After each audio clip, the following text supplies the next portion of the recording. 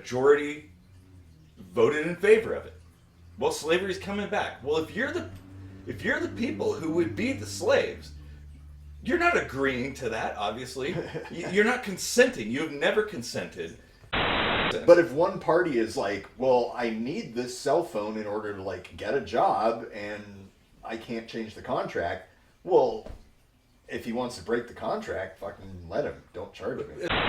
But at least you can opt out. You have that choice. If you have a piece of software, in general, unless it's IE4, you can uninstall it. Or AOL. Like, I can't just walk to Mexico and be like, yeah, I'm a Mexican citizen now. Or Canada. Like, it doesn't work that way. The US charges you money to get out, and those countries may or may not charge you money to get in.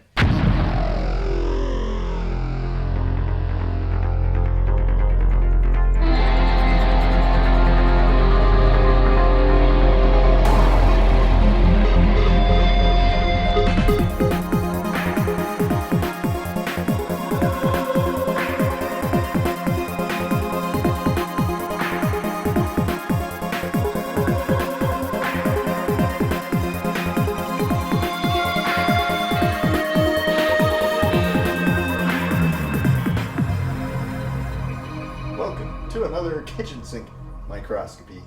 I am Casey Rochford, and this is my beer, and that is a cat, and that is a camera, and that down there is the like and the subscribe button, and you need to click on those and like this and subscribe to the channel. Don't click if you've already subscribed, because then you'll unsubscribe, and we don't want that. We already don't have enough subscribers as it is, so yeah, that would suck. Yeah. And hit the bell if you want, for notifications. Ring my bell. Ring my bell. It probably won't work though. So I'm Eric Rosenblatt. This here is Floyd, as everybody knows. Oh, he's very happy to see you. Casey and I, we write our own music. There's probably going to be a song you may or may not have heard at the end of the episode, but it's mostly new. So stick around to the end down there somewhere if I remember to add this in, because these are a little bit weird. We're kind of ad hocing things right now. But yeah, there's a Homeless song. Again. Yeah, exactly.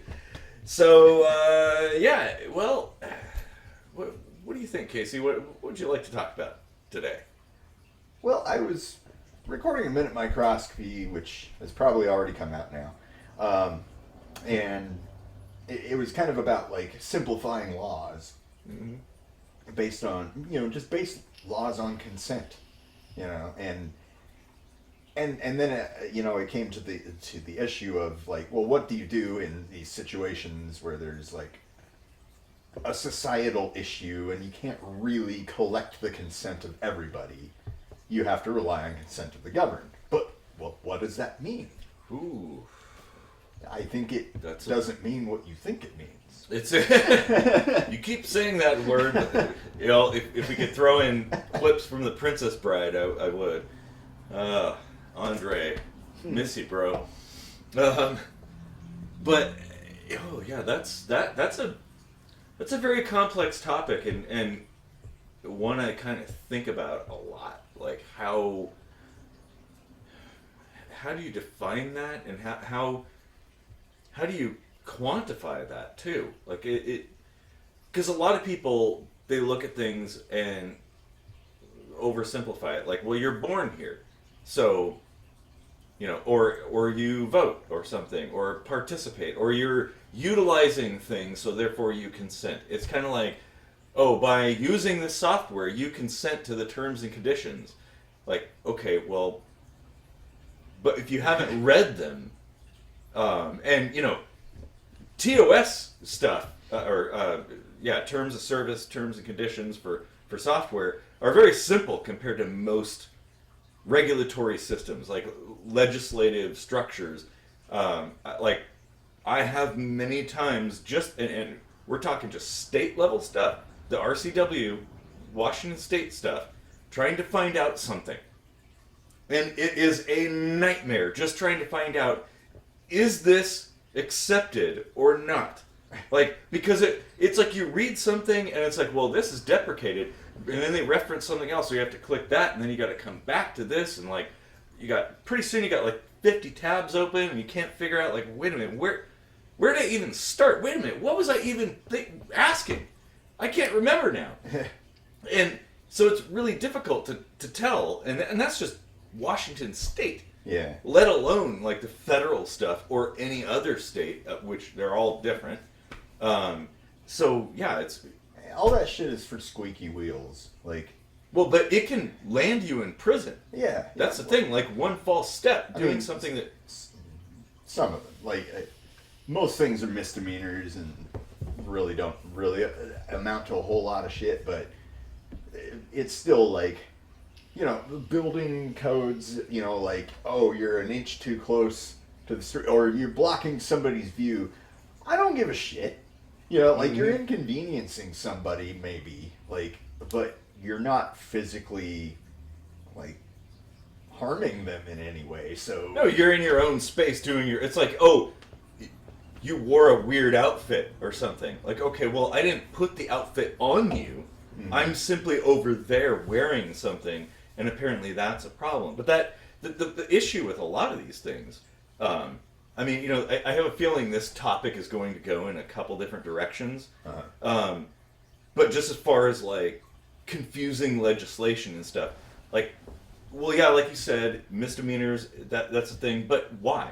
Why should I even have to go to court and be labeled as somebody who has committed a misdemeanor? Because, well, there are consequences to that, be they freedom-based consequences or financial-based consequences, like building codes. Like, I could be fined amounts far in excess of what I could afford, and if I can't afford to pay, well, then the jail time comes in, or other such things. Like, it isn't just a simple, like, oh, it's just, well, we'll just say some naughty words about you and that's enough. And it's like, no, there are real world consequences that can last the rest of your life just by not knowing something that they expect you to know.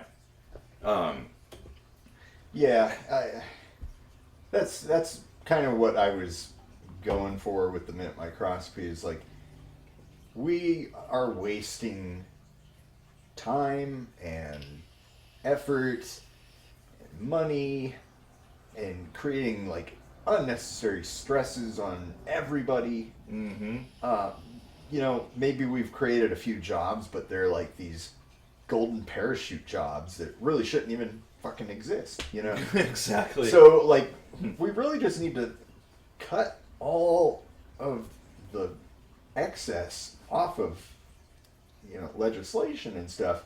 But there are situations, I think, where you're still going to have to require consent of the governed. And you know, like, and that would be anything that has a societal impact. Well, yeah, I agree. Like, there's now, as an anarchist, I don't believe in legislative solutions to those. I believe in societal solutions. But that's a whole separate thing. I mean, we should start with the idea, the concept of this thing. Well, so now it comes down to people being like, I don't want to do that. What are you going to do about it? Even in an anarchist society, like, if you depend on societal niceties, somebody's going to be a dick, and then what do you do then? Yeah, you don't have legislation to handle it. Well, is it just a free-for-all? Do you murder him and justify it? The thing is, like, in these kinds of societies, you can get away with being a dick once, and then it's over. Like, if you make one mistake, you know, reputation is everything.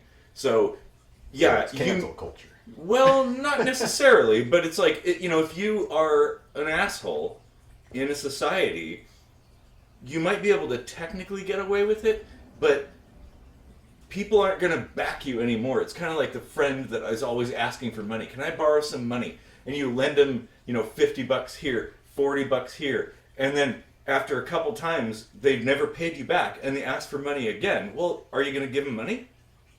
No, only an idiot would do that. Like, you'd have to be stupid to give them money again.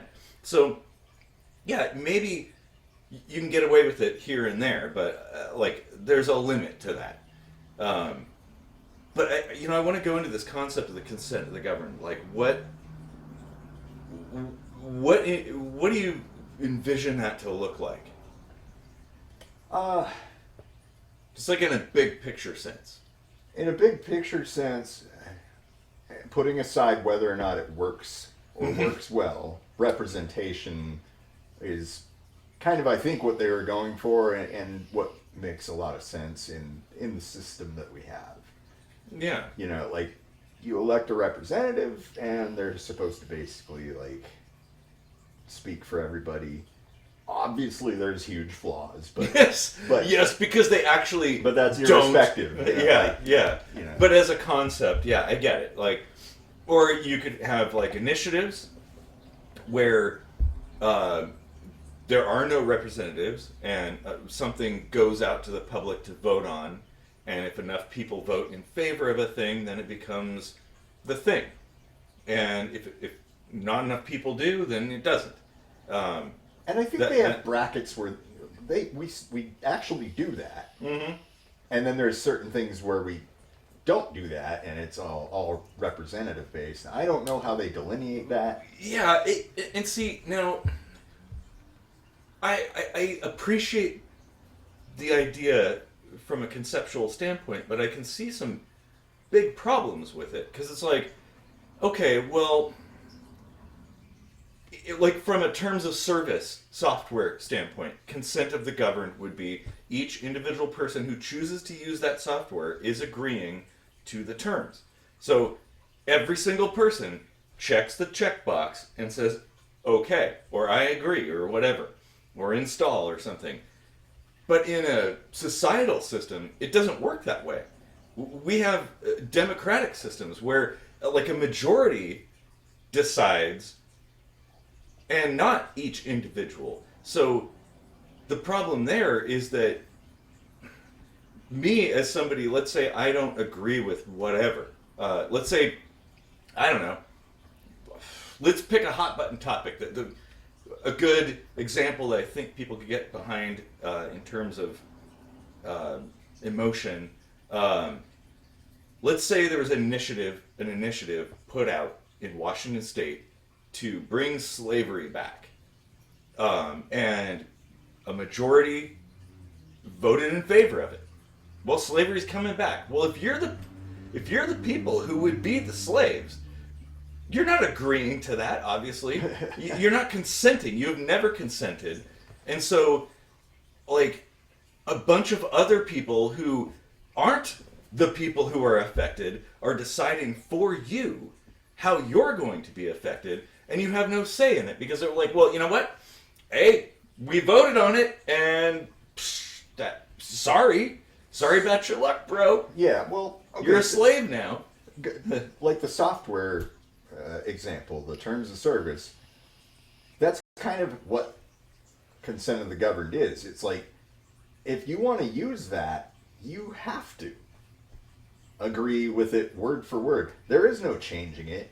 Like, it's kind of like the contract discussion we've had before. Like, those are like these locked contracts where it's like, you can't change it, and they make it so you can't change it because it would be almost impossible to operate if they were micro-tailoring every single contract. Oh, yeah. Person. If every individual could, like, throw in their 2 cents and, like, well, I don't like this thing and that, well, they'd have to have a huge team of people to handle all of the different variables. Like, that's not practical. But at least in that case, it's kind of like... But should that be a binding contract? Maybe not so much. Well, because you can always uninstall things, too. That's the thing. The more flexible it is, the more, binding it ought to be, right? Yeah. Like, if both parties can alter an agreement before making the agreement, hold them to it, Sure, but that makes sense. But if one party is like, well, I need this cell phone in order to, like, get a job, and I can't change the contract, well, if he wants to break the contract, fucking let him. Don't charge me. And that makes sense. Like, yeah, if you don't have any say, if one party doesn't have any say, but the other does, okay, well then, the party who has the ability to change the contract should be held to a higher standard than the one that is beholden to it, essentially. Like, you don't, like, and that's a consent issue. It is, yeah. But at least you can opt out. You have that choice. If you have a piece of software, in general, unless it's IE4, you can uninstall it, or AOL 3.0, or there were a couple of pieces of software that you'd uninstall and they wouldn't uninstall.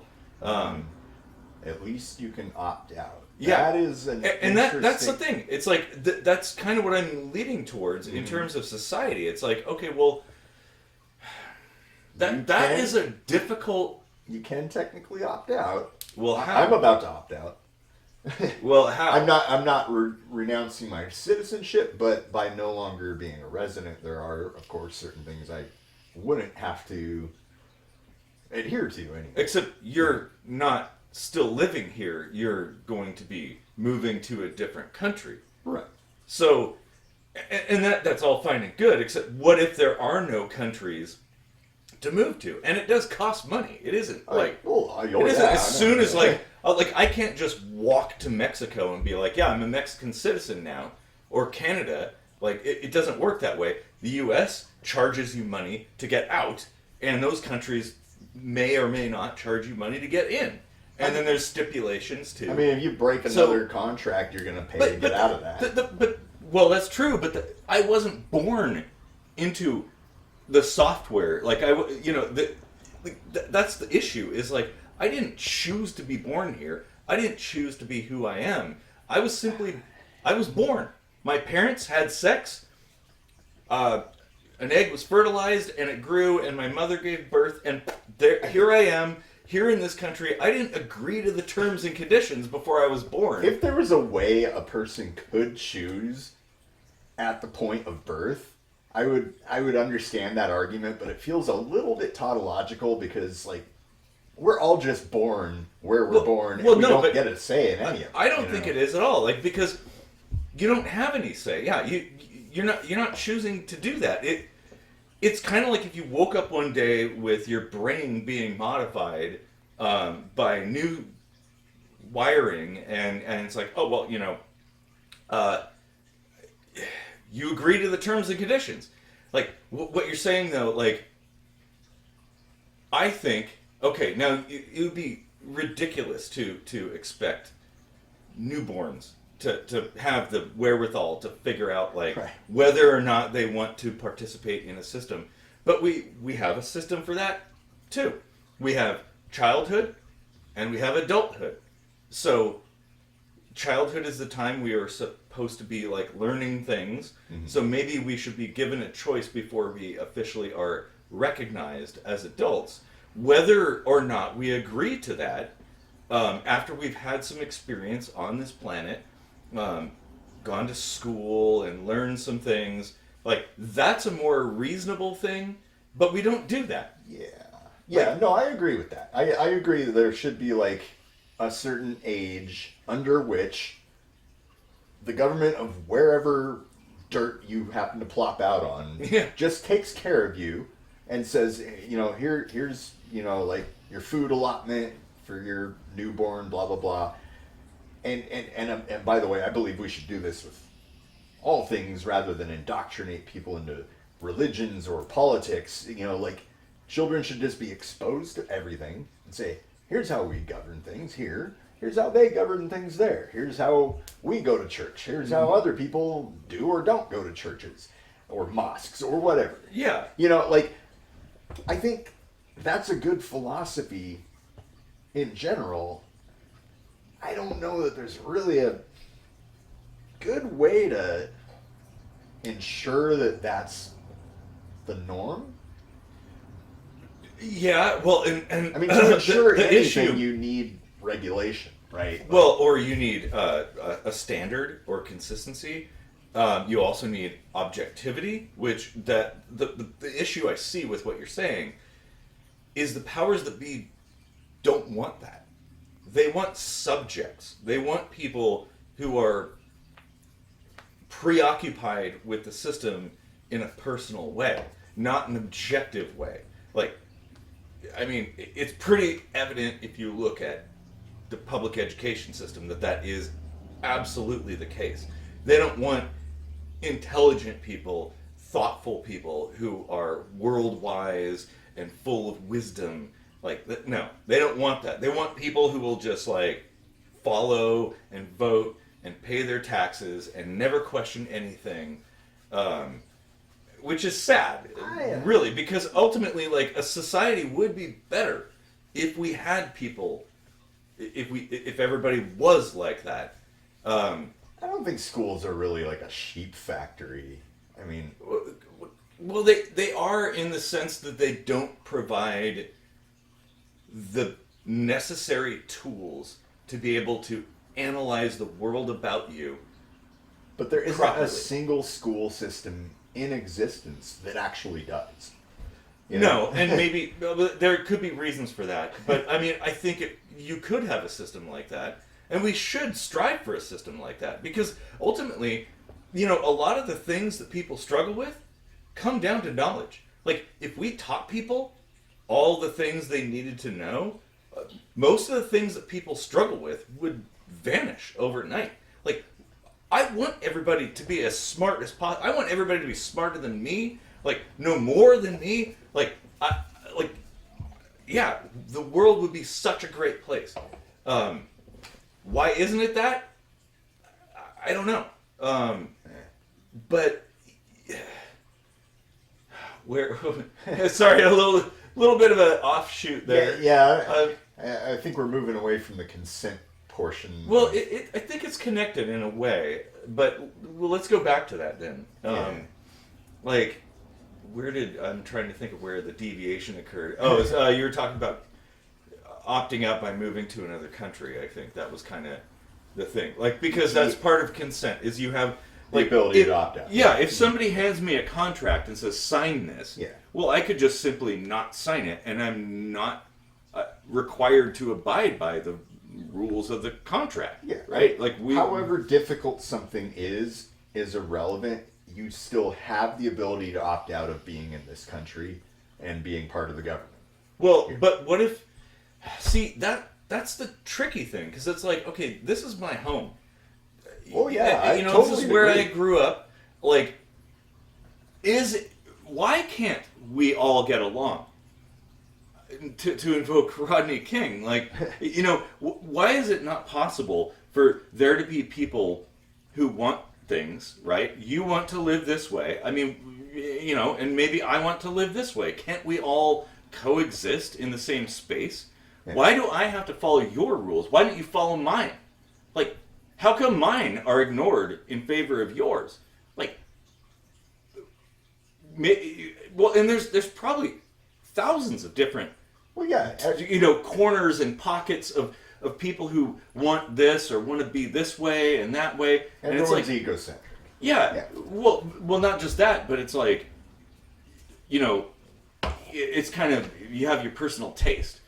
Actually, before this, we were just talking about pineapple on pizza. One of the most divisive topics on the internet. Like, what if there was a state-based system where everybody's pizza had to have pineapple? Like, imagine that. Like, or you had to eat pizza every single night and it had to have pineapple on it, or no pineapple. Like, well, that sounds like hell to me. And you know, people are individuals. We have our own experiences. We have our own dreams, our own wants and needs and interests and stuff. And not everybody is homogenous, so we can't have a system that expects that, I guess. So this is the thing that I kind of work on, is like, okay, well, how can we construct a system that accounts for all that as much as possible? Obviously, I'm not expecting 100% of everybody to be accommodated. That's not possible. But even then, even if you're not accommodated for, you should still feel like you're part of that society and feel like you're accepted. Because me, I don't feel like I'm part of this society. I absolutely do not feel accepted. I feel shunned by this my own culture. So it's like, and then they expect me to consent to this shit? They expect me to follow those rules? Like, I never agreed to that. I simply was born here, and that's all it took. Like, going back to slavery, it's like, think about, like, in the South, in the 1800s, or the 1700s and stuff. Okay, simply because you're dark-skinned and you were born in the South, like, oh, well, I guess you're a slave now. Like, well, okay, maybe I could kind of rationalize the people who were essentially abducted in far-off lands and sold individually, those people. But their kids, when they're now in a totally different country, like, all of a sudden they're now subject to those rules. Like, they didn't ask for that. They never agreed to that.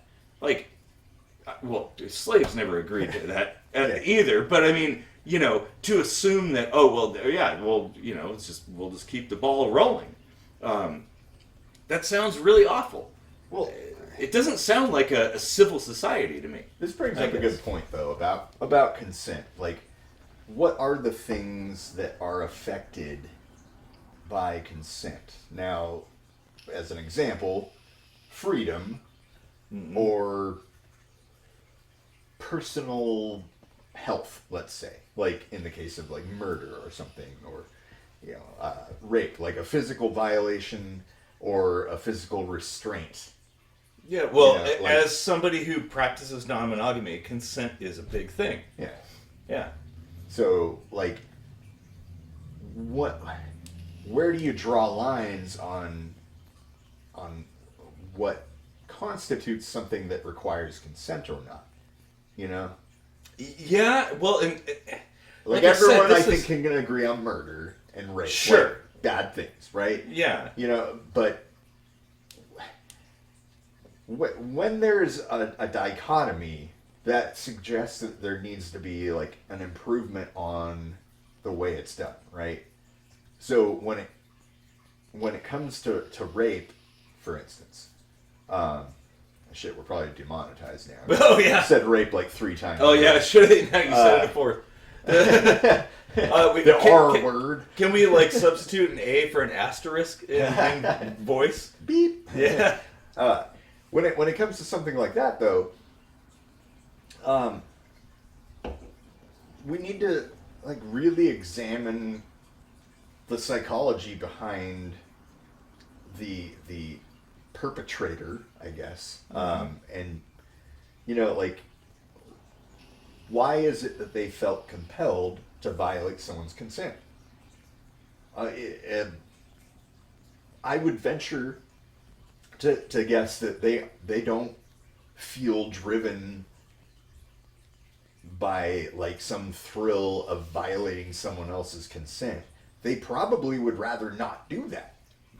Some maybe, yeah. Yeah, I mean, it varies. I'm making a hypothesis here. Like, Yeah. There's no actual, like, basis for any of this, but I'm just guessing that, like, I'm driving towards the idea that, like, if prostitution were not illegal, there'd probably be less rape, like, a lot. And that less. actually is that's a fairly sensible scientific way of analyzing things. Yeah.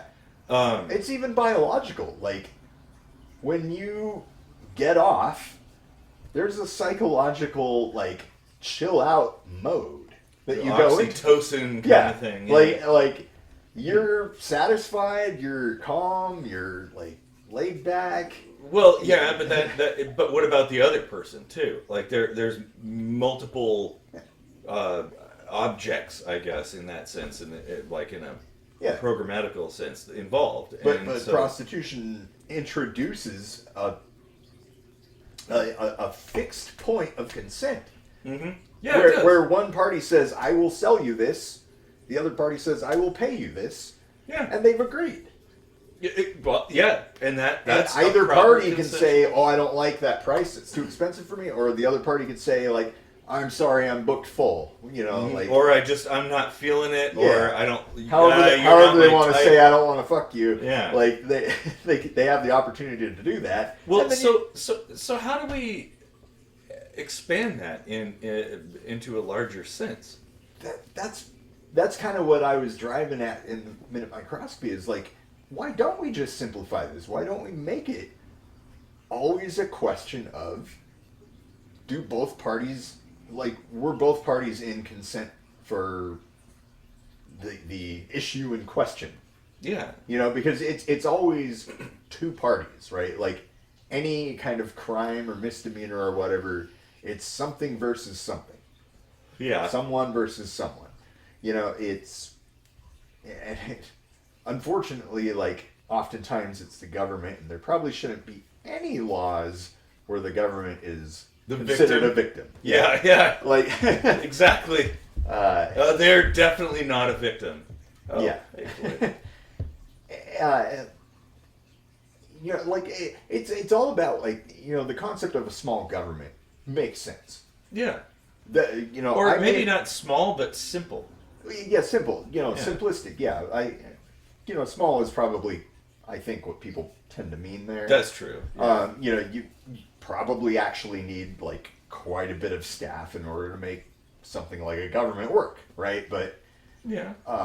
As far as like their impact on people or their invasiveness or intrusiveness or whatever, that should be small, right? Yeah, exactly. Yeah. Well, and it makes sense because ultimately there's really only a few core things that people hold dear that we care about, essentially. And so, you know, why do we have to get into the weeds dealing with, like, you know, how close your shrubs are to the curb or something? How is that? Yeah. How is that, like, that pales in comparison to slavery or something like, you know, murder or something like that. Like, those are so far apart.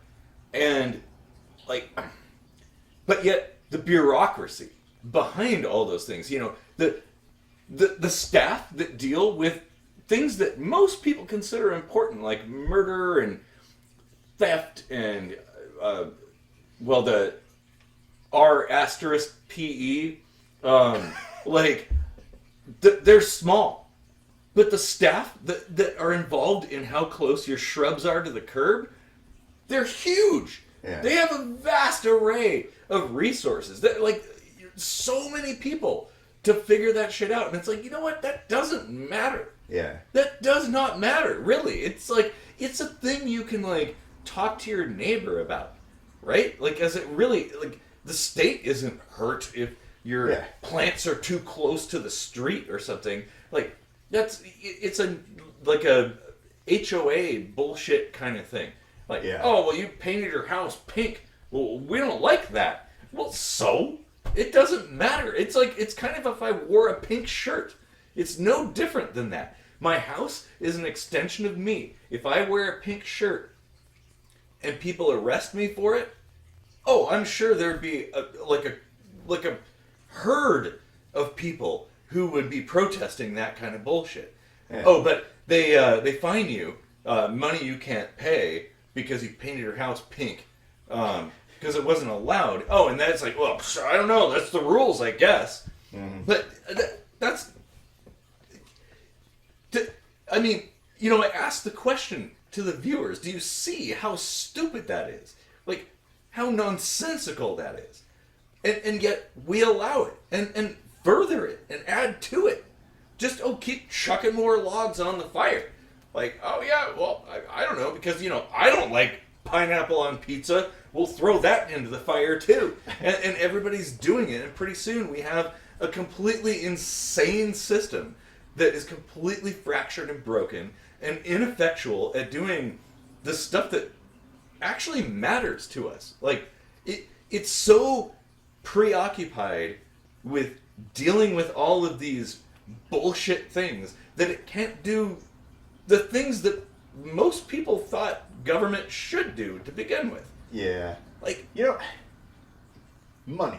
I want to bitch about money and consent and the government for a moment, because, you know, like right about now is tax time. So, one particular gripe I have is that when you're calculating income tax, and let's say you have a debt, right? And a portion of that debt is forgiven. That amount forgiven is then considered income, and you are taxed. You have to pay tax on something that basically didn't exist in the first place. Yeah. Like they basically said, here's how much that thing costs. Well, now it costs a little less. And the government basically says, well, now that arbitrary amount they made up has been reduced by such an amount that we'll just pretend that you had physical paper dollars that you handed them, and you need to give us physical paper dollars. What? Yeah, I know. It is nonsense. Bankruptcies, writing off debt of any kind, none of that should be considered income. Oh, no. Well, or loans and any stuff invisible like that. transaction Well, is not an income. Well, and you know, that actually makes a pretty solid argument for the FairTax. I mean, yes. if there is going to be a tax, that makes the most sense. That's true. Yeah. That's the most consensual tax. Yes. There is. Yeah, exactly. And it, like, the name is pretty appropriate. It is pretty fair, because it's like, well, you don't have to buy new stuff. Like, you can go to Goodwill and buy used stuff, and that doesn't. You're not paying the fair tax on that. Yeah. You know. Yeah. Like, you know what? Like, I'm always like leaning one way or the other. I'm back towards like being kind of in favor of the fair tax. Yeah. Because like, people's arguments are probably correct. It probably doesn't generate enough revenue to do things the way we do them now. But the way we do them now is like full of waste. Oh yeah, and that's what the whole conversation's about. It's like, well, you know what? Like, when I get a job that pays less, you know what I have to do? Well, I have to figure out how to spend less. Yeah, exactly. Like, well, that's my only option, right? Yeah. And the government's receiving tax revenue is, to me, feels a lot like people who win the lottery. They just blow all. I mean, how many stories have you heard of people who win like $400 million, and in a year they're pawning all their stuff and they're broke? That is how the government spends money, because they just came into it. They didn't have to work for it. They don't care about it. It's like, it's just free money rolling in. So yeah, they're completely irresponsible with it. As far as income tax though, like I did some math, because I was looking at my paychecks and stuff and looking at how much stuff I'm paying in income tax, and I was like, that's crazy. Like, 1 hour of every day I'm just forfeiting to tax. Imagine if, let's say we lived on an island. It was just you and me, but we still had the same system. So, banks and money and whatnot. But I'm the tax collector.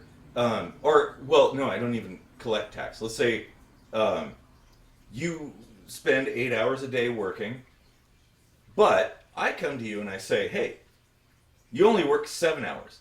You do 7 hours of work on your hut and your property and whatnot, doing things, whatever you're doing. But 1 hour of every day, you come to my place and you're going to do whatever work I say you're going to do.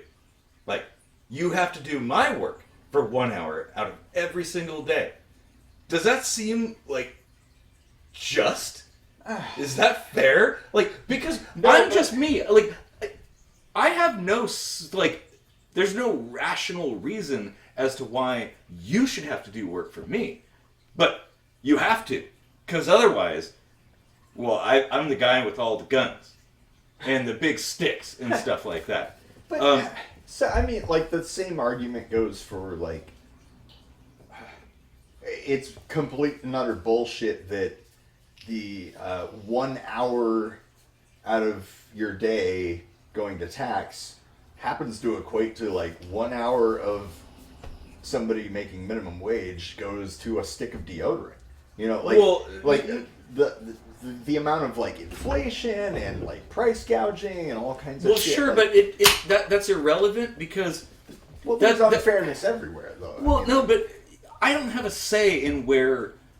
I don't have as the you in this scenario, I don't have a say in what work I do. I just have to do whatever work you say I have to do. Wait a minute, I'm starting to get confused. But you would have to do whatever work I say you have to do. You don't have a say in it. I mean, yeah, you can write on a piece of paper, oh, I wish I could do this thing, and I may or may not do that. That's the only game you have. That's the only tool you have to invoke any kind of say.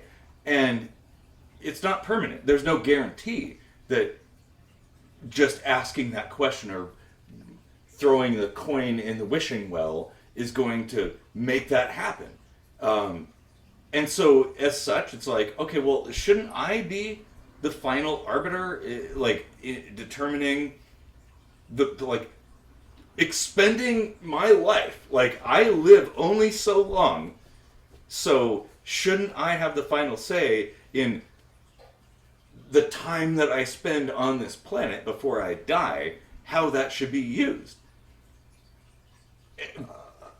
And when it comes to I don't know if I'm following. Are you saying like you should be able to choose whatever job you want to do? No, I'm talking specifically about income tax. So the parallel between income tax and having to work for somebody else without say in what you do. So it's like maybe one day it's like, well, you got to dig a ditch or you got to clean some toilets or something. But you're like, well, I see these things over here. There's a bunch of animals that need assistance, and you're like, hey, whatever, clean that toilet.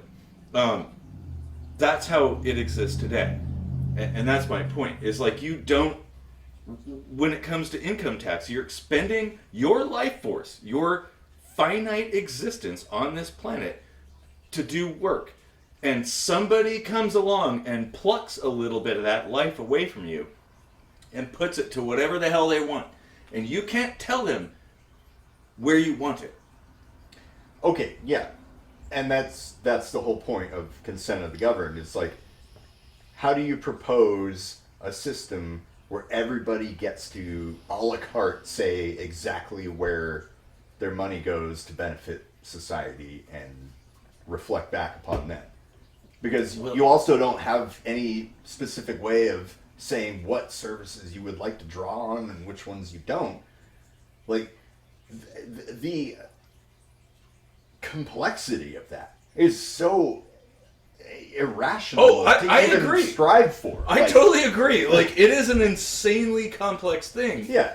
But the current system, currently, that most countries employ, I think, falls very short of something that's more or less ideal. And I don't believe we're ever going to achieve ideal conditions, but we should be aiming for that, right? Like, that should be the goal. That okay, we should discard things that are less functional in favor of things that are more functional.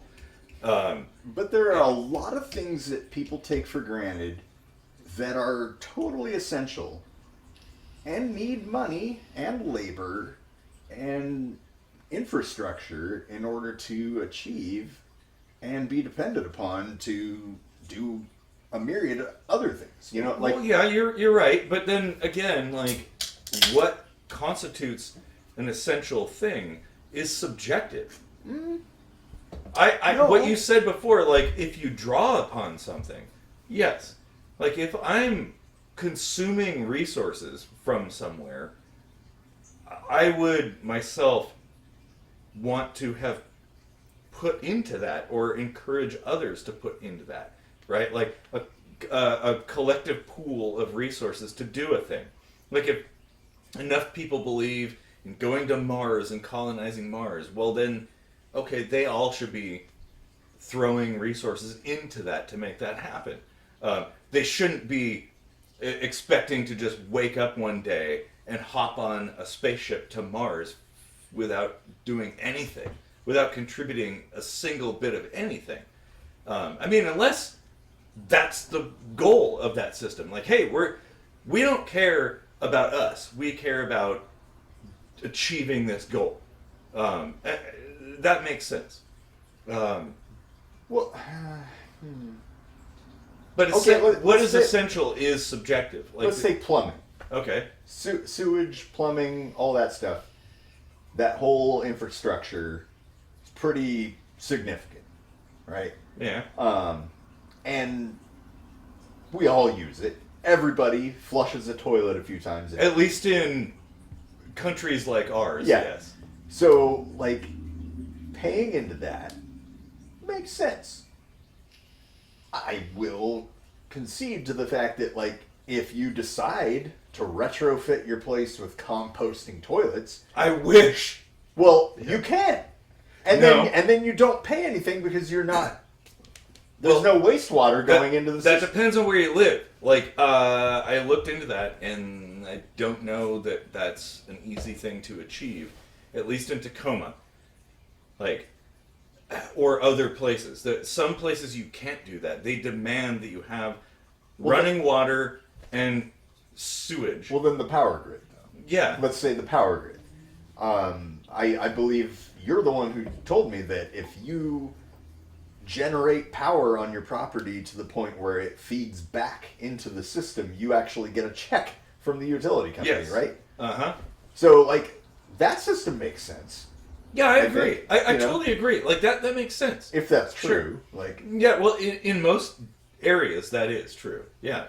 yeah, so, I mean, and that makes a hell of a lot of sense, because that really should be, like, more common knowledge, because that's going to encourage people to be crafty and come up with ways to generate income and save the fucking environment at the same time, right? Like, Yeah, well, I wholeheartedly agree. like, oh, I'm going to build a Like- water wheel with this creek I've got. Well, yeah, and, you know? and one of the most frustrating things is, like, for instance, in Tacoma, they tout all these green solutions, but, like, every single option requires all kinds of expensive permits and permission. There are certain things you can't even do. Like, for instance, I can't run my own nuclear power plant in my house.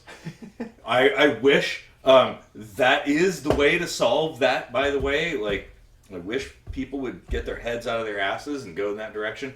But there's only, like, limited things you could do in that regard. Like, okay, well, I want to get creative, because, you know, we need creative solutions. We need innovators to come in and craft really clever solutions to these things. I understand the nuclear thing, though, because that's a safety issue.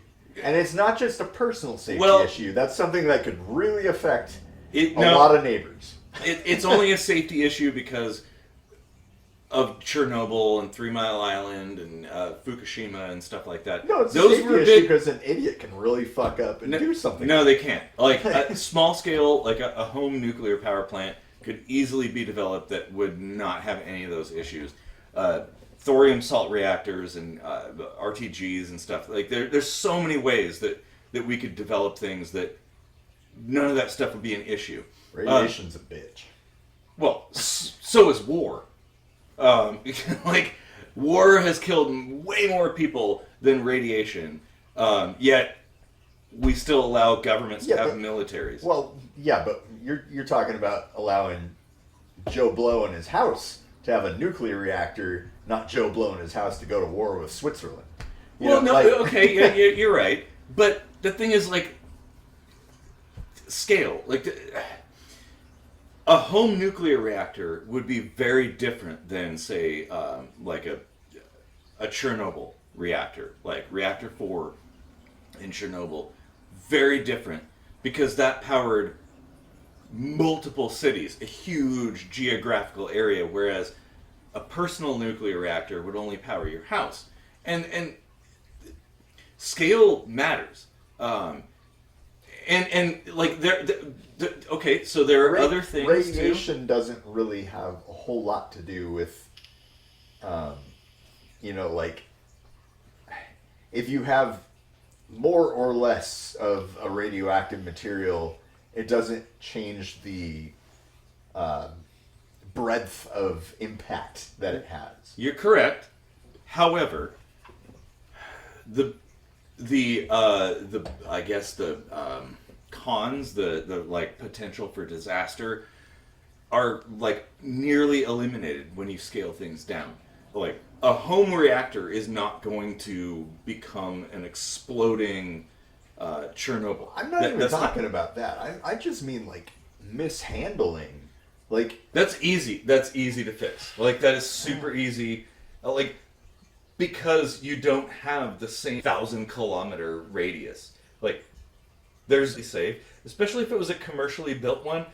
Yeah, okay. People radioactive Boy Scout if you want to learn why creating your own breeder reactor. Yeah, of course. It's just, you know, like it also you have to kind of weigh it against like. I mean, there's a reason we require pilots to have stringent licenses and not be drunk, and you know, like all these like things that we generally kind of all agree are pretty important for the safety of others.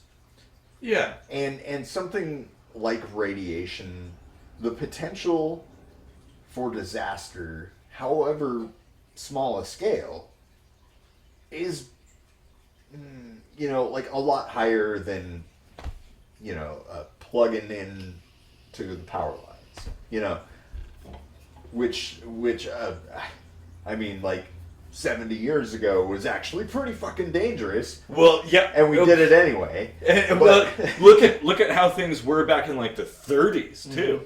Mm-hmm. Like, but we're still here as a species. Like so, and you know, maybe the idea of your own home reactor is a little extreme. A neighborhood reactor. Well, that's what I was going for. Yeah, like a neighborhood pitches in, like, hey, we'll all contribute however much it costs to purchase a reactor that's in the center. We all connect to it. Yeah. This like block or 5-block space or something like that, and it comes from a company. That the company services those things, they build those things, like, you know, they have a reputation. That would make sense. Okay, this is a great thought experiment. Okay. Because say a neighborhood decides to do that. Mm-hmm. 10 houses want their own reactor that they all share and they put the cost into, but 2 of the houses don't want. Mm-hmm. Well, now what? Well, then you probably have a hybrid system, which... But they still are subject to the negative potential ramifications that probably cause them, you know, to have pause in the first place, right? Yeah, like, yeah, and that's the consent issue. You're right. You're absolutely right. Like this does bring up some thought experiments that I go through all the time, and I don't. Such a good episode. I have to say, I don't have all the answers, but I think it's important that we strive to find the answers to those things. Because, yeah, that is a thing. It's like, what if somebody decides to build, like, a breeder reactor in their backyard randomly? Like, okay, me, like, my own personal philosophy, I like, okay, just let them do their thing. But it could potentially put me at risk. Yeah. And that's a quandary that's difficult to, like... Well, but here, the important thing to note is, like, well, the current system we employ today doesn't fix any of those things either. Like, it appears to. It has the appearance and the I was just going to say, we already do this actually with natural gas. Like, if my neighbor has natural gas and he blows his house up, he blows my house up. Yeah, too. Exactly. Yeah. Well, and government doing experiments and things like that. There was multiple times where the military, like, basically crop dusted cities with viruses and bacteria just to see what happens. Like, well, that's kind of shitty. That sounds like a really shitty situation. There was the whole sterilization. Sterilization, yeah. Yeah, what, Tuskegee? Tuskegee. Yeah, like, all these kinds of things happen despite our stated goals of having a safe system. Like, I don't know that there is one, but it's like, okay, maybe we can accept that life is super dangerous. Like, it's just by default very dangerous, and we're trying to make a better life for people. We're imperfect. Obviously, we don't know all the answers. We can't know all the answers. We're not omniscient, but we should try, right? Like, we should be trying and working together. Like, even if we disagree on the methodology, we should be conversing about, like, the goals and the rationale behind those things. Yeah. Because I think most people, if you ask them, most people agree on, like, the ultimate goal.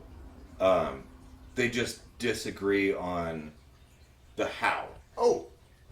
Okay. Wait. So if you decide as a neighborhood to have a little neighborhood nuclear reactor, Mm-hmm. and 2 out of 10 of the houses say no, absolutely not. Mm-hmm. Is it possible then to find some kind of compromise Mm-hmm. where you just put the reactor way over here in the middle of this field, nowhere near anybody, so if something does go wrong, nobody dies? Or it only affects the people who agreed to the terms and conditions. Yeah, but even then it wouldn't. Like, Yeah. like everybody could agree, like, hey, we're all safer if it's just sitting over here. Mm-hmm. And the power is still going to be able to be routed through wires just like power is now. Yeah. I mean, that's a pretty good... So, like, compromise really should be, like, the first line of defense in a situation of conflict of consent. Well, yeah. Diplomacy is always the best direction in conflict. Like, it should be where everybody goes to, like, hey, let's have a conversation about this and figure out how we can, like, we can do this and you can have that. That's how a government should operate. Yes. Like, yes, it should. Like, if they're going to be sitting on their asses doing nothing, they might as well be responsible for finding diplomatic solutions for everything. Yeah. You know, like, if you go to the government and say, you know what, like, I know everybody else is cool with this, but I'm not. Can we find some way to, like, you know, do it differently for me? That doesn't, you know, like, gum up the gears too much. You know, like, there's probably a way. You know, that is brilliant. Because that actually does go into the whole consent of the governed thing. Yeah. Like, at least at that point, you could feel like your voice is heard, that you're part of this system, that like, you matter. Because really, everybody has things in common. Yeah. Every anarchist relies on some kind of government something. Mm-hmm. And everybody that's all about, like, government has something that they're like, you know what, fuck the government. Yeah. You know, like, Well, everybody has, like... That's the thing, it's like, you'd be surprised at how many common factors parallel between anarchists How and many and episodes socialists. have we been like, hey, socialism and anarchism are, like, kind of the same thing? Kinda, yeah. Yeah. Exactly. It is funny when you, like, really deep sink dive into... and see what I did. We haven't said that in a while, have we? Yeah, like, there are a lot of similar... Like, most people want the same thing. They do. They just want to be happy and comfortable. And Yeah, but I think a lot of the thing is, like, a lot of the conflict really stems from, I guess, ignorance? Or, like, injection of emotion into these things where they really shouldn't exist. It's like, really when you think about it, we're all on this planet together. Yeah. We all have to get along somehow. Nobody's idea is the right idea. Everybody has good ideas, but there is no, right idea. How can anybody belong to a political party? I just don't get it. I don't know I either. don't understand. How can you say, there's only two answers to everything, and I'm going to just blindly follow this camp? Yeah. No matter what they say, that. Oh yeah. And then that's going to become. At least if somebody says, I usually vote blah blah blah, I'm like, okay, well, sure, that. I lean this direction. Yeah, direction. that stands to reason.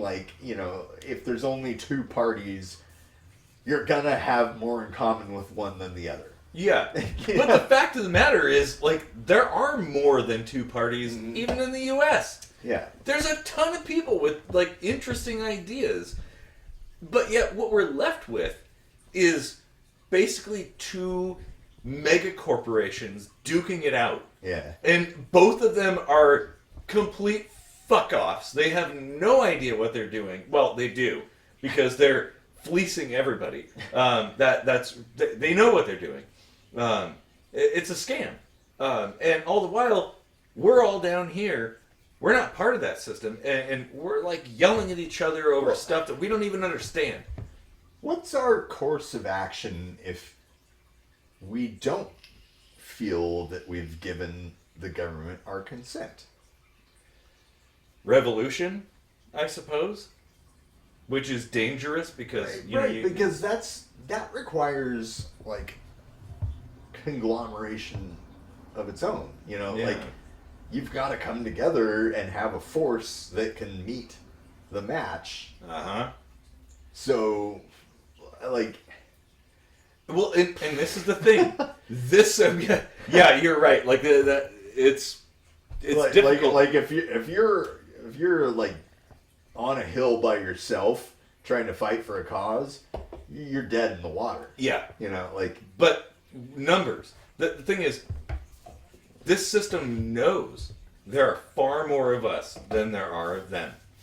And so it is crafted to ensure that we infight as much as possible. So we waste all of our time and energy and resources arguing and disagreeing. I don't know, because if they build this idea that there's only two parties, you have half the country that could easily be like, you know what, let's revolt. Half. Yeah. Half the fucking country Which, against the government. Actually, go back to the Revolutionary War. That was what was it, 3% of the U.S. at the time? Or what was a British colony at the time? Was involved in that. And that was enough to separate us from them. Kind of cool that we became bros after that. Let bygones be bygones. That's the human way. But it didn't take that much to do that. So yeah, it is kind of shocking that hasn't happened.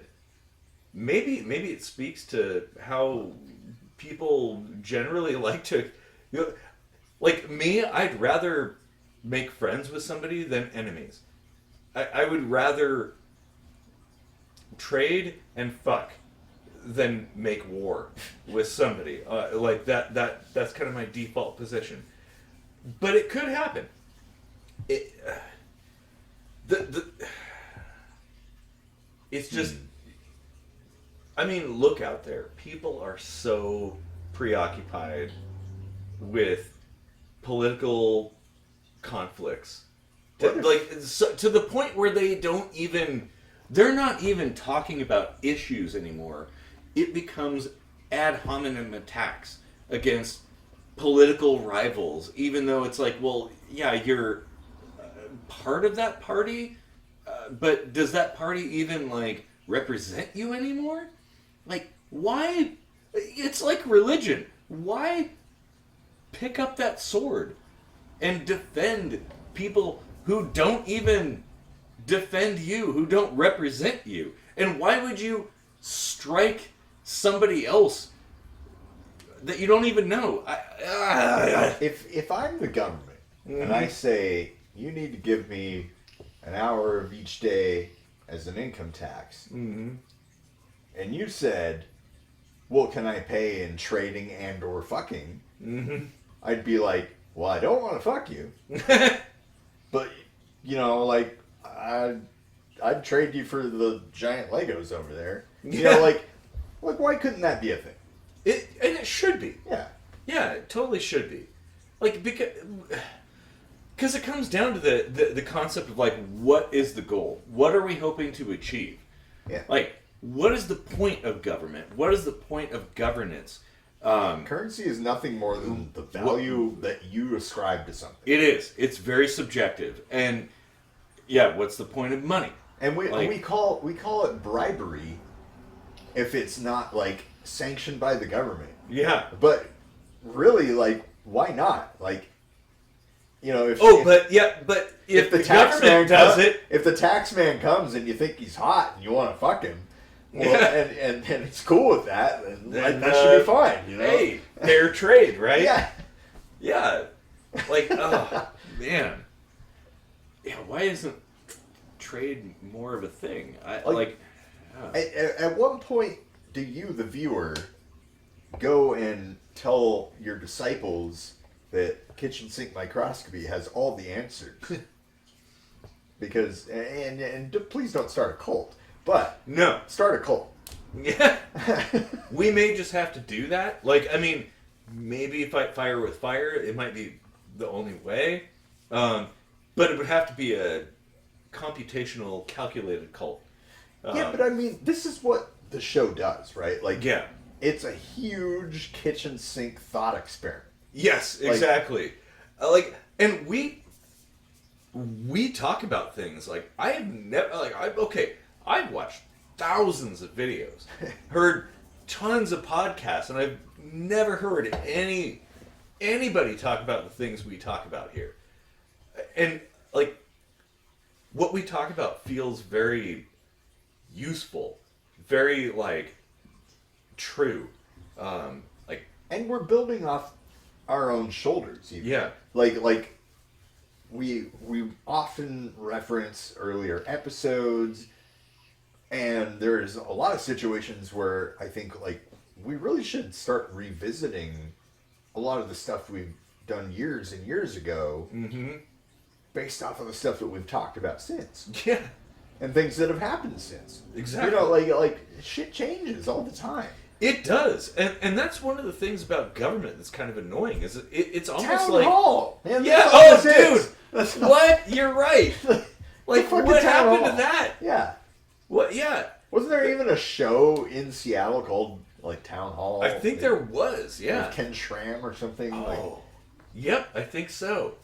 Yeah. That's a good idea. You want the input of society to get kind of your finger on the pulse, so to speak, of like what's going on, like what is trending and stuff, and what do people feel like is valuable and important, because things evolve, things change. We're basically the same people we were 1,000 years ago. We're really not that different than the Egyptians, but things have changed, and tones change, and minds change, and there's different things that are important now.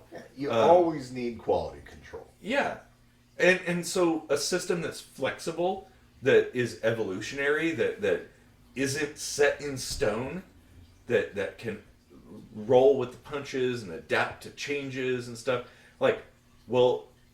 That's the kind of system we would want if, I don't know, let's say the Rigelians invaded or something, and we suddenly had to band together as a planet to fend off an angry horde of aliens. Oh no, we're totally fucked if aliens come. Oh my god, yes. We are. Oh yeah. but we should build around that. It's kind of like, so in my circles, the zombie apocalypse thing, survivalism and stuff. Nobody really believes. Well, okay, there are some fringe people who do believe, but most people don't believe that like zombies are actually going to happen. But we craft our survival kit, I guess, or plans around the idea that that is what's going to happen, because they're analogs. Well, yeah, exactly. Because it's like, okay, that's kind of like the worst case scenario. If zombies happened, like, especially certain kinds of zombies. COVID was kind of a zombie. Well, yeah, it's like, so, and I actually felt pretty ready for that. It's like, okay, well, this was unexpected. I didn't understand. I didn't realize toilet paper was going to be a thing, but it was. But I was already ready for that. Check out our parody music videos for that. Yeah, exactly. But the whole point is like, you build this around a worst case scenario so that when something happens, and like chances are what will actually happen is going to be not zombies or alien invaders or something. It's going to be like a meteorite hitting the earth, or global, climate change, or a tsunami or something like that, or a solar flare. But those things are far below a zombie apocalypse. Like, so prepare for the zombie apocalypse. Prepare for like the shittiest possible scenario. And when something lesser than that happens, well, you'd be like, oh, yeah, okay, yep, I'm ready. I've got my kit. Just pull it out, light my candles, and turn on my radio or whatever. Who knows what? Well, if it's a solar flare, probably not. Prepare for nothing. Yes, exactly. Prepare for me. That should be the song, actually. Yeah, but we should be doing that as humans on this planet. Like, that's more important. Like, us getting along and surviving, like... Something you said reminded me of something our country does that I wonder how this applies to consent of the governed. We are the only country in the world that has military bases in other countries. Mm. And it is with consent, but is that consent like really consent, or is it kind of like a TOS? I kind of feel like there's a little elbowing going on there, because we have, so apparently Cuba is supposed to be not our ally. Like yet we mafia have protection money. Yeah. Right? Like... We have a military base in Cuba. Like, that's a thing. We have military bases in countries that are like supposed enemies, I guess. Yeah. Like, how is that a thing? Imagine if like Russia had a military base like in Nevada, like a big ass military base just full of Russians. I mean, would we be like, oh yeah, that's normal. This is fine. Depending on the hostility of the country, we call it protecting or occupying. Mm-hmm. It's all the same thing, though. Like, we're just there being like, hey, mm-hmm. We're... And I'm totally not on board with that. Like, I don't think that is cool. Yeah, we need to pull all that shit back and be like, I agree. Like, we're this country, even though borders are fucking bullshit. They are. If we're gonna have borders, we need to stick to them. Mm-hmm. Like one or the other. Yeah. Like, and it makes sense if we have very specific allies. NATO countries or something where we all have this military agreement. Like, hey, if one of us is attacked, we're all attacked. Embassies are fine. Yeah, for sure. Yeah. Stuff like that makes total sense. Military bases, absolute bullshit. Yeah. Absolute bullshit. temporary bases for tactical whatever, fine. Yeah, but not like, permanent. There better be a lot of red tape. Have you seen the military base they built in Iraq? Fuck. What is it, like Dubai or something? But I mean, it might as well be. It might as well be the Burj Khalifa at that point. Fuck, it's like so expensive. But why? What's the point? What is the conflict that necessitates having all of this stuff? We have military bases all over the world. That tells you a lot. If it's not like a MASH unit Mm-hmm.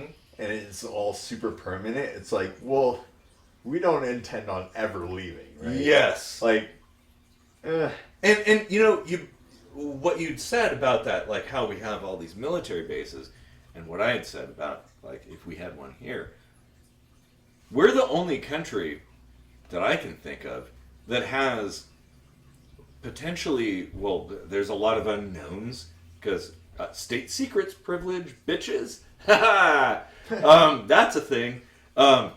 Potentially hundreds of military bases across the planet, but there's no foreign military bases in our country. right. Where are the Chinese military bases in the U.S.? Where's the Canadian military bases? Where's the Japanese military bases? If we did that, I'd be fine with us being elsewhere. Yeah, I agree. If we were like, you know what, gesture of good faith, you guys, like, put your bases here. It's only fair. I mean, like, anyone would have to agree with that, right? Like, if we're going to have a base in their country, we should let them have a base in our country. That's logically consistent. I don't care how much we hate them. Yeah. That's only fair. Oh, yeah. Like, yeah, how is Cuba yeah, I'm still... no fan of Putin, but Russia should have a base here. Mm-hmm. Yeah, why not? We've got bases there. So. Yeah, exactly. Like, well, hypocrisy. That, like, hypocrisy is the thing I loathe the most. Like, consistency. Yeah, if we have military bases in other countries, they should have some here. Yeah. And it should be totally fine. And it should be on the up and up. Not like, some secret, Area 51 bullshit. Like, no. It's like, it's out in the open. There's a Japanese military base in Centralia or something like that. There it is. Everybody knows it's there, and there's a reason for it, and it's an explicitly stated reason. What is even the reason that we have them, right?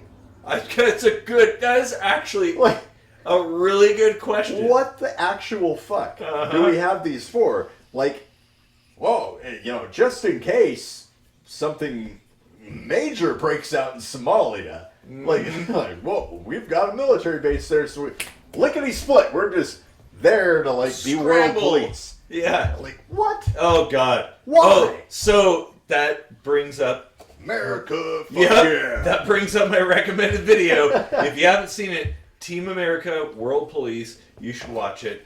It's awesome. It's really good. But yeah, like... Really, we're a fucking joke. I say we, because I'm not part of this country really, but this country is a bully.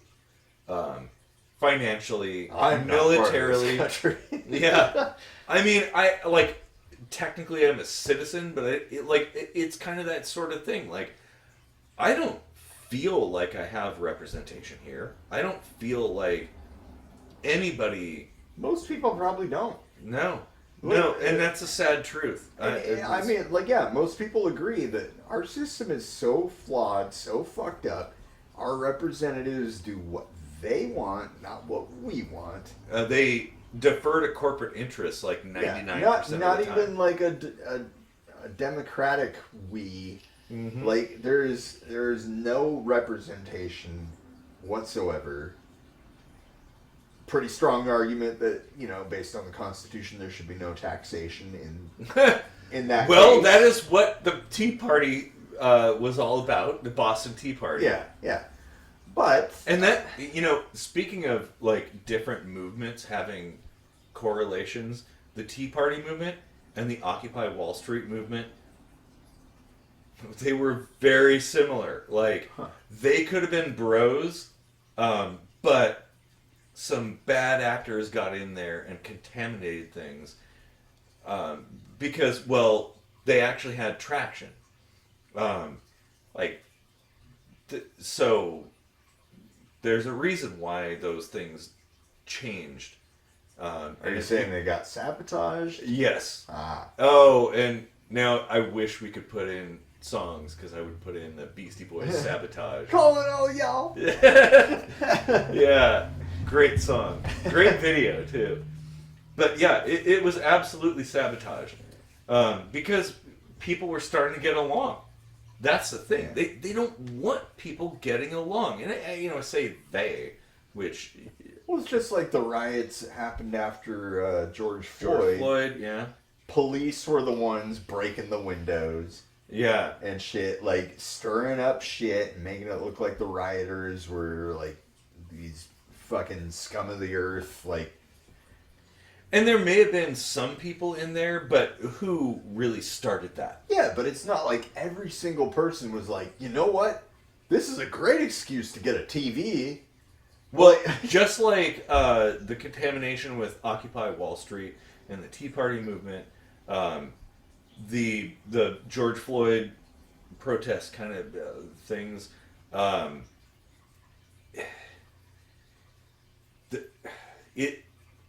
oh shit! I'm starting to get confused now. There's so many things going on here. Imagine being his family and seeing that kind of shit happen. Like, people actually genuinely trying to fight for his cause in his name, and then having their entire movement, like, invalidated by saboteurs from the government. Mm-hmm. Like, well, that's what I was going to say. Like, all of these things parallel together. And it essentially what they are, it's like a moment in time when people recognize what's wrong in society and attempt to affect change. And, of course, on the chopping block is the government. Because, well, I intend to do a video about this, like how everything goes back to that. Like, pick any problem and you can trace the route back to the government. That's where it originated.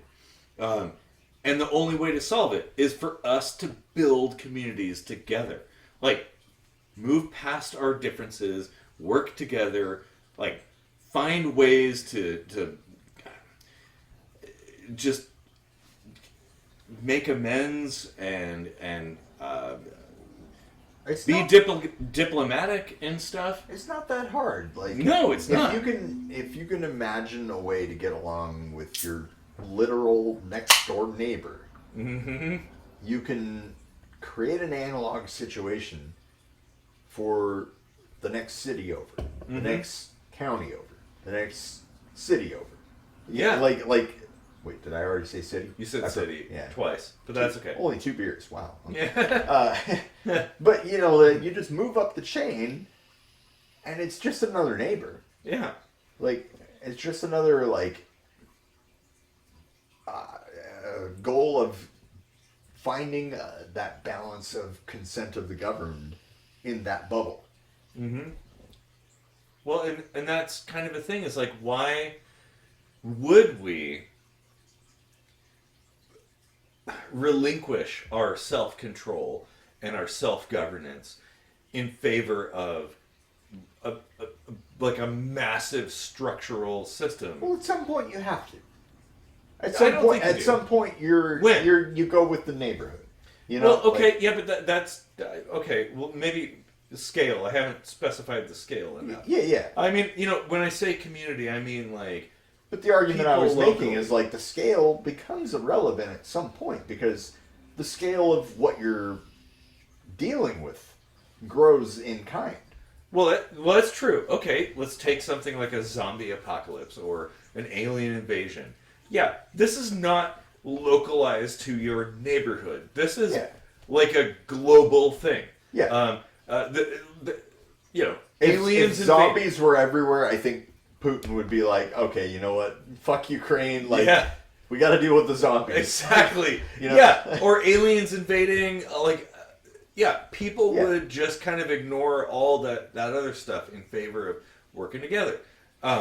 There are big things that we're up against. Climate change is one of those. Like, I think we could solve that if we stop fucking arguing about stuff that Whether doesn't have anything. Yeah, exactly. And there's room for that kind of conversation, but that's a small room. But you know, there's It's ways we can solve these problems together if we work together. And you know, when has I guess I would ask the question, when has government throw away the U.S. Fuck that shit. When has government or monarchy or anything ever solved any problem ever? Pick one problem and point out one time when a monolithic governance system has actually solved it.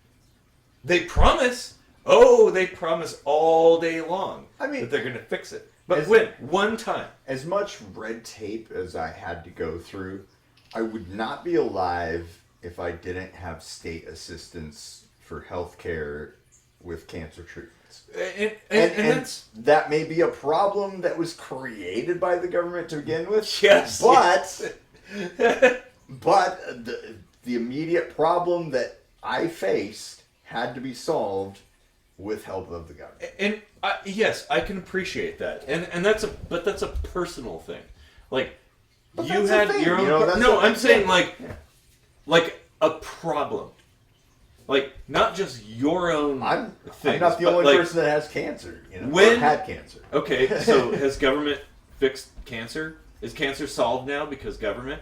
No, but it's probably better than if we just did jack shit or like weren't able to afford it at all. That's true. Well, yeah, I agree with that. Like, because it has to cost something. But yes, there's expenditures.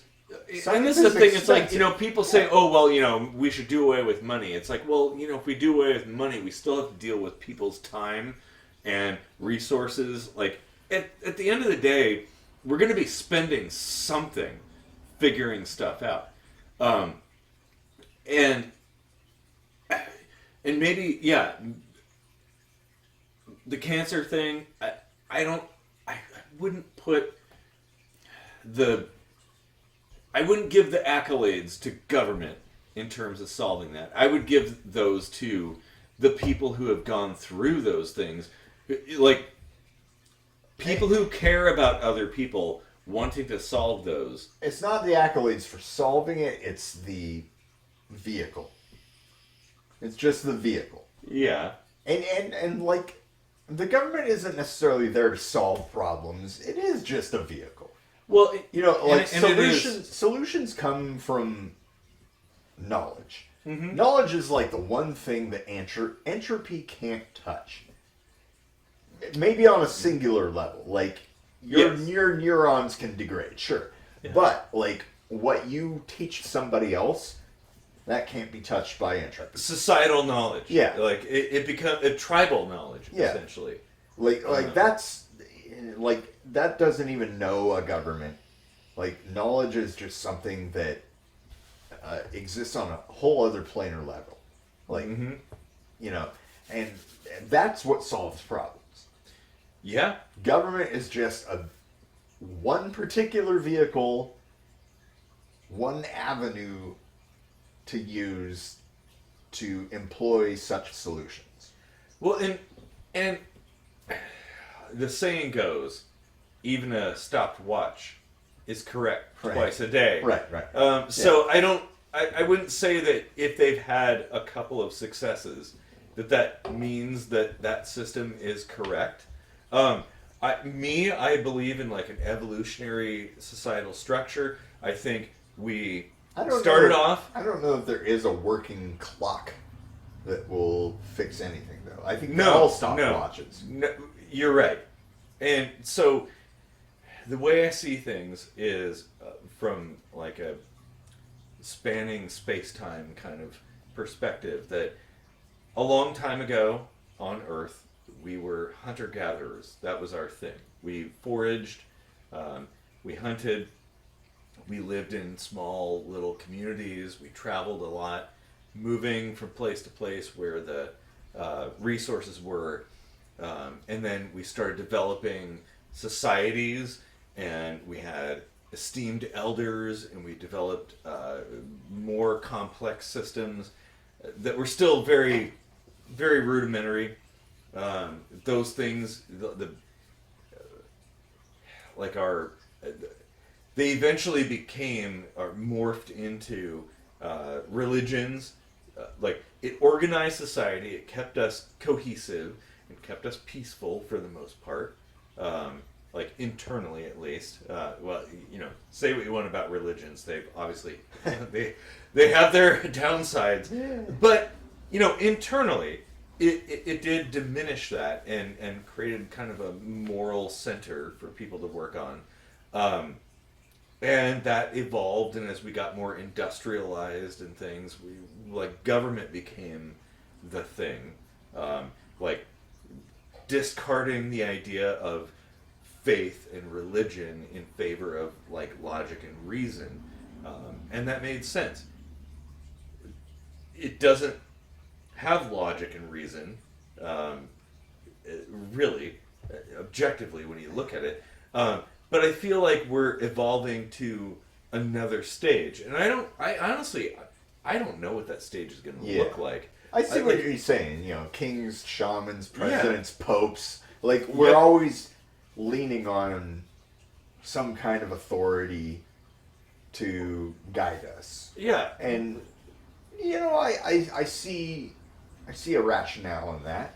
Mm-hmm. Like nobody has all the answers, but there might be somebody who's got a few more answers than the next guy. But that doesn't mean we should consider them a guru. Right. Like that's the thing. Like I don't like know. What makes a good leader? Like that's a really complicated. Oh God, yeah. Like yes, it does. And I don't know that we need a leader. Like I don't, in my day to day, I don't need a leader. I just get up and I look at my things that I wrote down the night before, the stuff I have to do. It's like, I got to do some laundry, got to do some dishes, and I'm my own leader. How much of your day though is really like bowing down to the government though? Like nothing. Well, it depends on how you look at things. I mean, when it comes to paychecks and stuff, and the things I'd like to do that I can't do, maybe. But I'm can't do, or like couldn't do. Should you be caught doing them? More of the latter. Right. Yeah. Like it's not that you can't do. Oh something. no, I absolutely could do. Like when I think of when I think of like actual like consent and whether or not something is capable of being done, I'm thinking in an actual physical sense. Mm-hmm. Like even with like fines and stuff, there is no debtor prison. Like if you owe a bunch of money to the government, they aren't going to throw you in prison. They can't. Yeah. Like you aren't actually going to lose your freedom by having a bunch of fines. And that is the state we exist in today, but that is kind of new. Yeah, it is, but at least it's an improvement, and we shouldn't really poo-poo it too much because it's kind of a good improvement. I agree. Albeit a small one. But I absolutely agree, but I think we should be, we should be looking towards the future. That makes a lot of sense. Like, we have come, and we should never forget how far we've come. That's really, really important. People today look at things and like, they ought to be this way or that way, and it's like, yes, I know, they should be. We should be living in the Star Trek universe now. But we don't. So, was it Jefferson that said if men were angels, they would need no government or something like that? Yes, something like that, yeah. And that's a pretty poignant thought, because it's kind of that inachievable status, right? Like, Yeah. there really is no, like, perfection. No, there's not. Ergo, there has to be some kind of, like, whether you call it a government or guru or fucking someone you look up to. Yeah. Whatever. Some kind of structure. Like, there's always somebody doing something a little bit better than you are. Mm-hmm. And there's nothing wrong with deferring to that. Because we can't have all the answers. As long as it's consensual, that's important. No, I agree.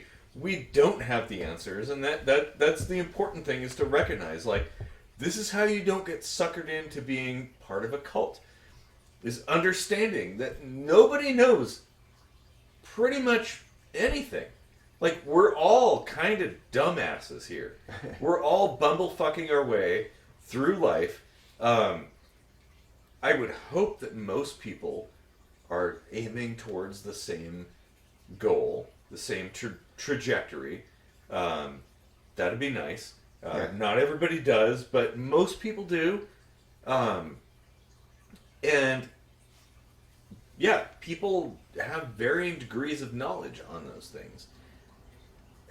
Like, do politicians have those? I don't think I want to start talking about that. But they, like, simplified, they don't. They're all idiots.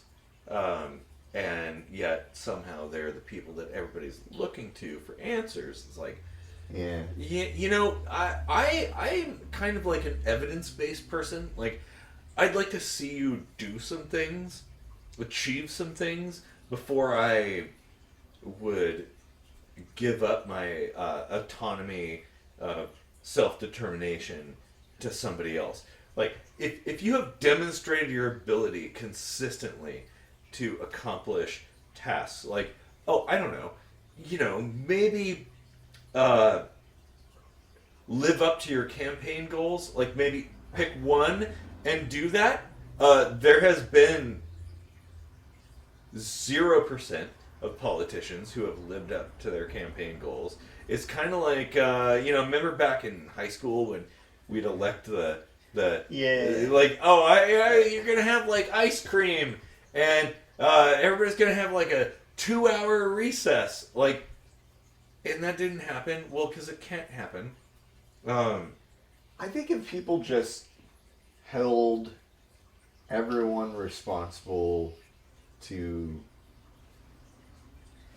I don't know, live up to what they promise. Yeah. Then I agree. Then we would have a pretty stable system, because, like, I don't really see what's stopping us from saying, like, hey, like, yeah, we voted you in, but you really fucking suck, so we're just not gonna listen to you anymore, or like, whatever it takes to remove the power from someone that is not doing what they promised they would do. Yeah. Or strive to do, or should be expected to do, whatever. If something isn't working, it needs to change. I agree. And there should be no impediment to that. Mm-hmm. Like, the goal should always be to be the most efficient. So if someone is not efficient, move them aside and try something different. You know, like Yeah, well, that would be like a relatively scientific way of doing things. yeah. Like, well, it's important. It doesn't have to be like this big grand showcase like you know, like so and so was removed from their post today and it was a sad day and there was much pomp and circumstance going into it. Does anybody remember like the engineers that have been fired from their jobs? No, Does that ever even happen? Like, look at the road. Yes. Well, that's civil engineers. That's a little bit different. I'm thinking like generally, but like nobody remembers the names of engineers, although they're building the entire world today. We remember the artsy ones like Frank Lloyd Wright. Yeah. Like Exactly. Well, yeah, that's true, and that speaks to what I'm thinking of. Like, yeah, from like a politics standpoint, like power isn't real. It's not. It's a thing that we give up to other people. Like we ultimately have power. Oh shit! It's gonna be He-Man now all of a sudden. Like we control ourselves. No one else controls us unless we let them. it's real, but it's relative. Yeah. So if maybe it makes sense to bestow control over your own destiny, like pass that on to another person, if they continually prove their relevance, justify their existence, so to speak, to make a Red Dwarf reference. Oh, Smeg. Yeah. Like, oh, Smeg indeed, matey. But, you know, like, it would make sense. If you kept coming to me and be like, hey, I can, like, solve all your problems, I can fix everything, and you did, well, there's no reason, as far as I'm concerned, for me to be questioning that. Like, oh, well, yeah, because continually you fixed every single problem I had. I came to you and said, oh, guru, solve this thing or that thing. I need more money. You know, my bills are too high. Costs are too expensive. Like, you know, this thing doesn't work. That thing doesn't work. And every single time you fixed it, well, it makes sense at that point. Like, but when we pray to the gods of the state over and over and over again about all of our woes, like, oh gods of the state, fix our homelessness problem. Well, it comes down to quality control. Well, yes. All it takes is saying, hey, how come you didn't fix that? And they say, well, I didn't have access to blah blah blah. Or like, I don't have enough expertise in this or that. You know, and you say, okay, well, we'll provide that. And now try to fix it.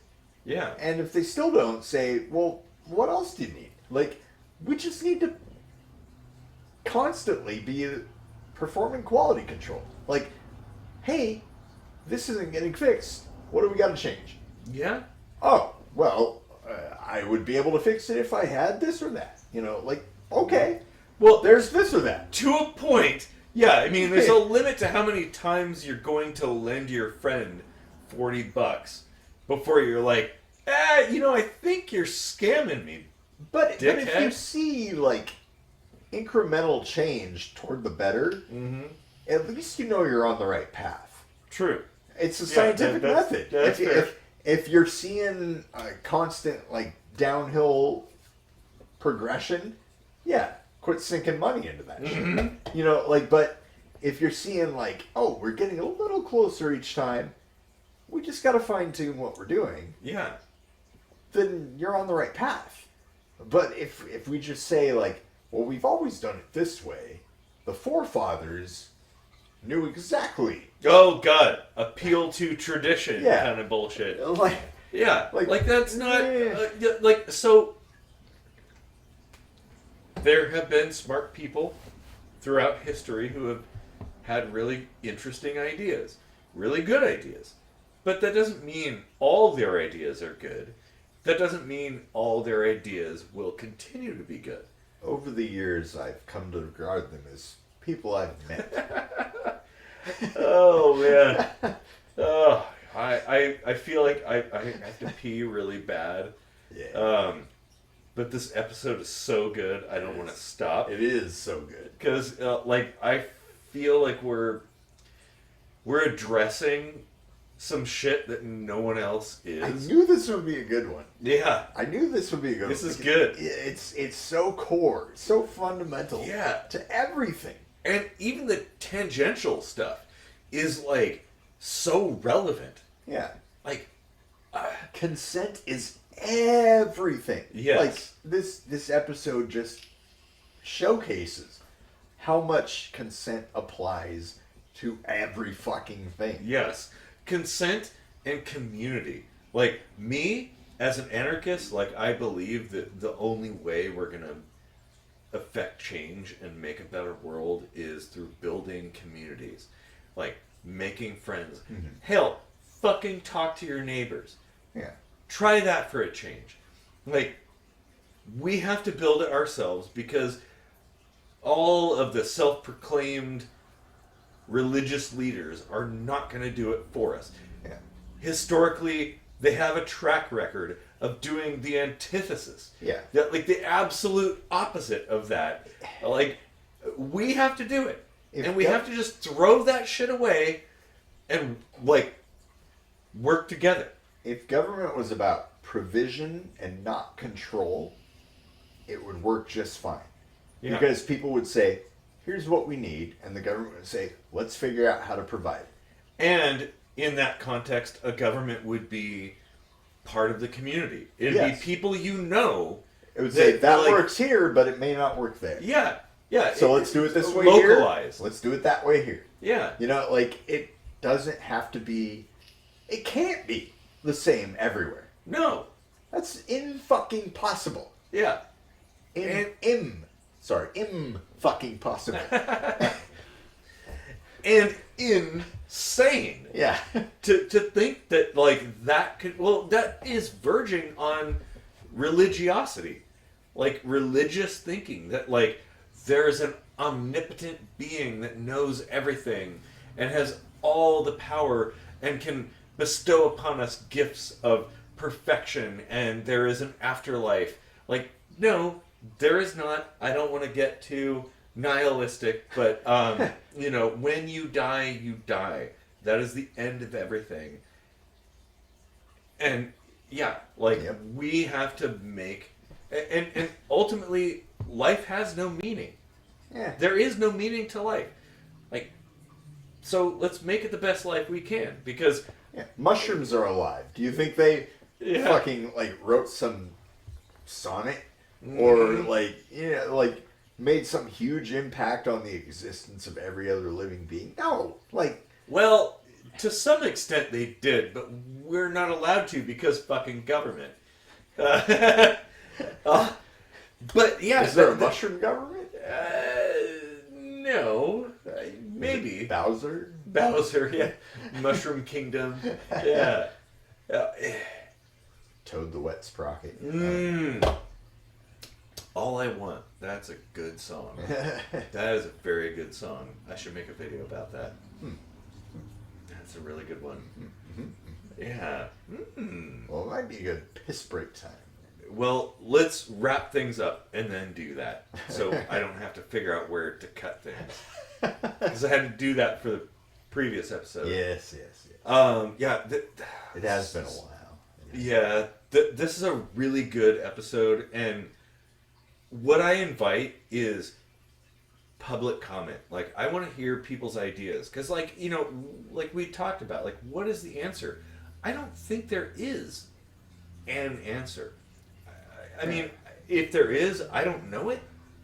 I don't know the right way. All I know is what we're doing now is the wrong way. It's fine for a town hall to look at another town hall and say, hey, that worked for them. Why don't we try that? If it doesn't work, then fuck it.